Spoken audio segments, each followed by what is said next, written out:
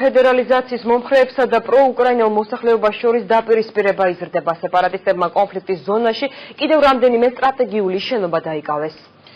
სიტუაციის ესკალაციის პირობებში შეერთებულმა შტატებმა, ევროკავშირმა, იაპონიამ და კანადამ რუსი ფიზიკური პირებისა და კომპანიების წინააღმდეგ დამატებითი სანქციები აამოქმედეს.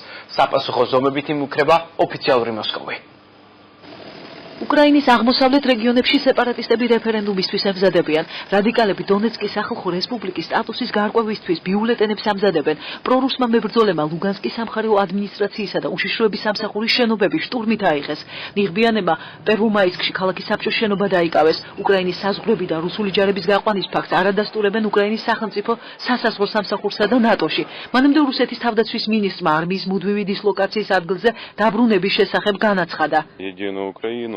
რა თქმა უნდა, ერთიანი უკრაინის მომხრევა. სიმართლე გითხრათ, დავიღალე ამ არასტაბილურობით. ვაჭრობა გაჩერდა, მაღაზიები დაიხურა, ხალხს ქუჩებში გასვლის ეშინია.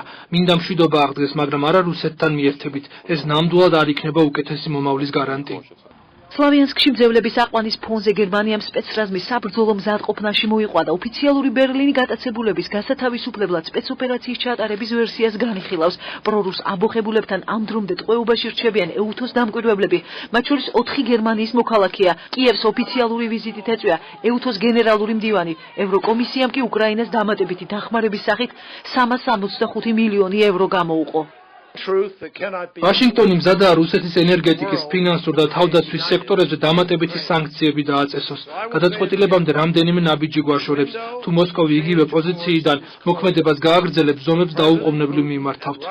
მეზობელ სახელმწიფოსთან დაძაბული ურთიერთობის ფონზე რუსეთის საგარეო უწყებაში დასავლეთის, იაპონიის, კანადისა და ამერიკის სანქციები დაგმეს და განაცხადეს, რომ ფედერაციამ შესაძლოა უკრაინის საპრეზიდენტო არჩევნები აღიაროს. 25 მაისის საპრეზიდენტო არჩევნების აღიარება დამოკიდებულია იმაზე, თუ როგორ გარემოში ჩაივლის წინა საარჩევნო პერიოდი და როგორ ჩატარდება არჩევნები. უკრაინის პრემიერ-მინისტრმა რადას დეპუტატებს 25 მაისამდე კონსტიტუციის პროექტის ხელმოწერისკენ მოუწოდა. იაცენიუკი მიიჩნევს, რომ ცვლილებები ხელისუფლების ბალანსს უზრუნველყოფს. საკონსტიტუციო რეფორმის მომხრეა იულია ტიმოშენკოც.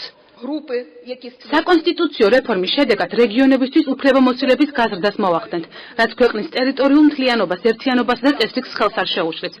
სამაგიეროდ საზოგადოებაში კონსტიტუციისადმი ნდობას აღვადგენთ. დონეცკში პრორუს და უკრაინის ერთიანობის მხარდამჭერ მომიტინგეებს შორის შეტაკებისას 14 ადამიანი დაშავდა. ცეცხლსასროლი იარაღი დაჭრილი ხარკოვის მერი კი ისრაელის საავადმყოფოში კრიტიკულ მდგომარეობაში იმყოფება. ამასობაში უკრაინის ხელისუფლება ახალი გამოწვევის წინაშე დადგა. დონეცკისა და ლუგანსკის მილიცია პასიურ მდგომარეობაში გადავიდა და სეპარატისტებისგან დასაცავად ცენტრალური უწყებების დავალებებს არ ასრულებს.